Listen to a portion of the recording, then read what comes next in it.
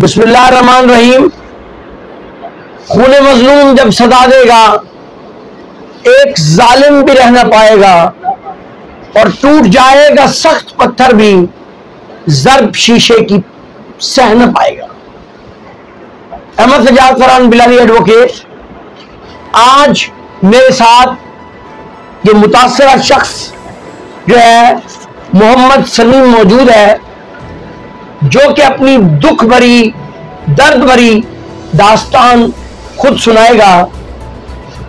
हमारे मुल्क में करप्शन ने अपनी जड़ें इस कदर मजबूत कर ली हैं कि यहां पे एक ऑपरेशन क्लीन अप की जरूरत है और करप्शन की वजह से अवाम परेशान हाल है, दर दर की ठोकरें खाने पर मजबूर हैं, उनका कोई पुरसाने हाल नहीं है और लक्ष्मी की चमक, दौलत और हिर्सो हवस के ताबे लोगों को जलील रुस्वा किया जा रहा है।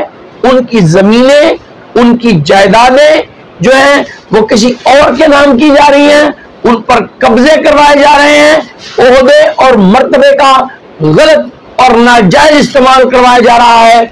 मैं मोहतरमा मरियम नवाज साहबा को अप्रिशिएट करना चाहता हूं कि उन्होंने एंटी करप्शन इस्टेब्लिशमेंट को जो हिदायत दी है, उनके मुताबिक बहुत सारी काली भेड़ों पे हाथ डाला गया है, लेकिन ये अभी इब्तिदा है और इसको जो है मंतकी इंजाम तक पहुंचाया जाए।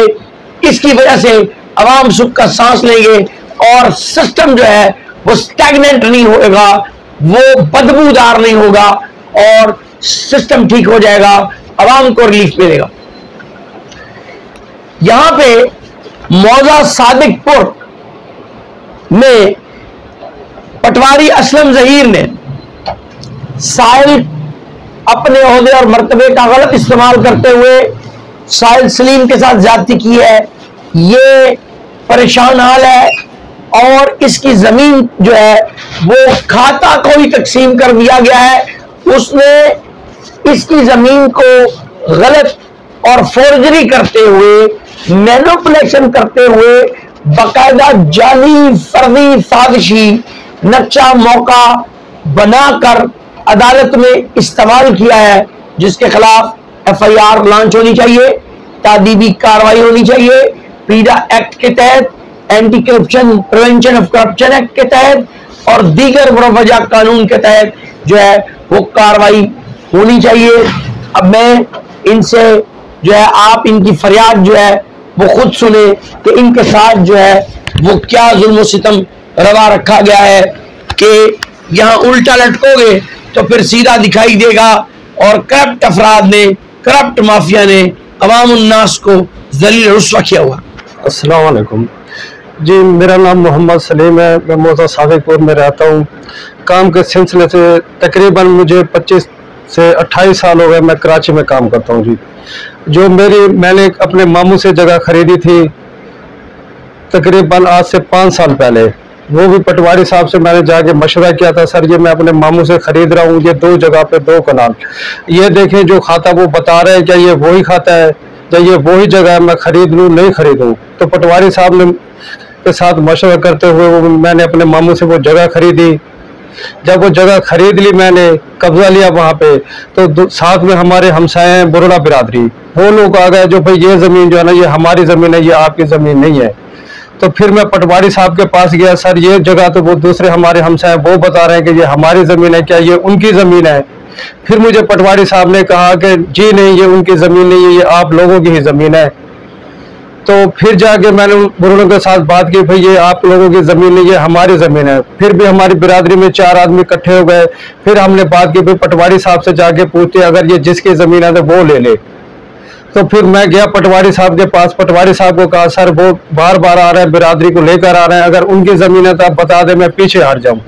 उन्होंने कहा बेशक उनकी ये ज़मीन नहीं है, वो आपको झूठ बोल है, वो आपकी जगह पे कब्जा करना चाह रहे हैं। मैंने कहा सर अगर उनकी ज़मीन नहीं है तो आप मुझे इसकी रिपोर्ट करके दें ताकि 4 आदमी में बैठ के मैं अपना मसला हल करवाऊँ।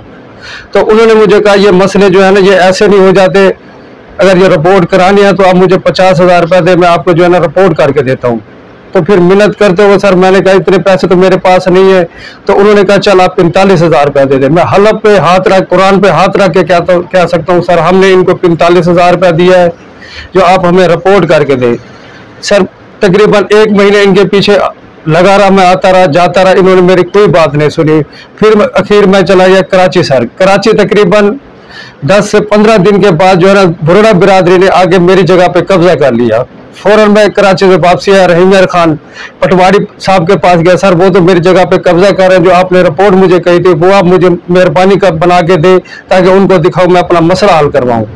तो उन्होंने कहा भाई रिपोर्ट जो है ना अभी मैं नहीं बना के दे सकता, खाता मुश्तरका है, आप खाता तकसीम कराएं, ये कराएं वो कराएं, फिर हम आपको रिपोर्ट करके देंगे। फिर उनसे कहा सर ये तो हमारी जितनी भी हमारे अपने खानदान की जमीन अपने मामू से मैंने खरीदी है। तो बहरहाल उसने टाल मटोल की, मेरी कोई बात नहीं सुनी सर।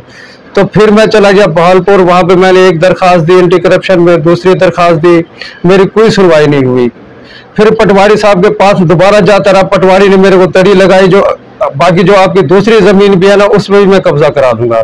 बाबत किए जाने इंक्वायरी बामुताबिक कानून मोहतरम जनाब डिप्टी कमिश्नर साहब को गुजारी, जो कि मोहतरमा ADCR साहबा ने फॉरवर्ड करके कंप्लेंट का नंबर नोट करते हुए इसको असिस्टेंट कमिश्नर रहीम यार खान के स्पुर्द किया है, जो इसके सीजन्ड ऑफिसर हैं।